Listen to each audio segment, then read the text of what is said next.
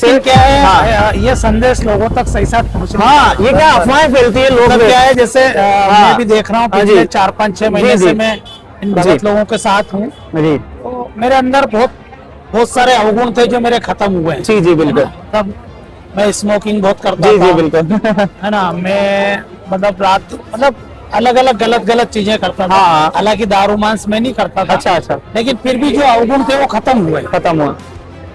फिर जितना आप मुझे अभी समझा रहे हैं, जी जी। इससे लगभग 3 से 4 गुना मैंने रात में घर पे हाँ। लगभग 3 महीने से मैं इसकी स्टडी कर रहा हूँ। जय हो बंदिश। देखो हम तो क्या है कि मैं कभी भी किसी के कहने से कोई चीज नहीं नहीं मानता, मानता, बिल्कुल सही है है ना। मैं आपकी क्यों मानूं? बिल्कुल सही है, बिल्कुल राइट है ना। तो मैं स्टडी कर रहा हूँ, स्टडी जी। करने के बाद मुझे बहुत सारी चीजों का इसमें खुलासा हुआ है। जी जी तो बिल्कुल। क्या होता है कि जब तक हम अच्छे संदेश लोगों तक नहीं पहुंचा पाते, हाँ बिल्कुल। तब तक आप किसी भी चीज को अचीव नहीं कर सकते। जी जी और आप लोगों का जो मिशन चल रहा है बहुत अच्छा चल रहा है। जी, धन्यवाद आपको। तो कबीर साहब जी का मतलब बहुत बड़े आश्चर्य की बात है कि जो काशी में 600 वर्ष पहले चलकर आए थे, उनकी पुष्टि वेद कर रहे हैं। वेद तो आदि सनातन शास्त्र है।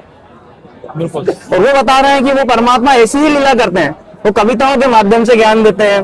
वो जब बचपन में आते हैं तो कवारी गाय का दूध पीते हैं। उनकी परवरिश की लीला जब शिशु रूप में धारण करते हैं। ऋग्वेद मंडल नंबर 9 सूक्त नंबर 1 का मंत्र नंबर 3 है, उसमें लिखा है, ये आपको बताते हैं। ये ऋग्वेद ये मंडल नंबर 9 10 है भाई साहब। इसका आपको यहीं से शुरुआत कर देते हैं अपन। ये शुरू में ही लिखा है, ये देखिए आप। ये उस परमात्मा को, उस सोम यानी परमात्मा होता है, क्योंकि ये सब परमात्मा की महिमा चल रही है। श्लोक नंबर 1 से ही हे परमात्मा आप, है ना। सोम यानी परमात्मा, है परमात्मा आप लिखा है ना, अर्थ किया है।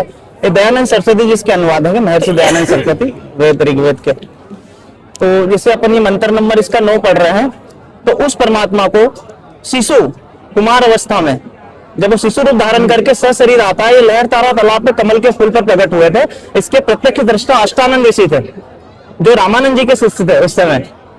उन्होंने देखा था ये कि कोई आकाश का गोला आकाश से आ रहा है और लहर तारा तालाब में सिमटा है, और शिशु रूप दिखा उनको। जैसे अपन सूर्य को देखते हैं तो प्रकाश सहित गोला, अपनी आंख बंद हो जाती है, प्रकाश सहित गोला दिखता है, ऐसे उनको शिशु रूप दिखा था अष्टानंद ऋषि को। तो वही है, जब कुमार अवस्था में जब ये आते हैं तो कुमार अवस्था में ही सब प्रकार से अदन्या मतलब बिना धनाई, जैसे अपन हरियाणवी भाषा का शब्द है अदन्या, अपन गांव के लोग जानते हैं। अदन्या मतलब बिना धनाई।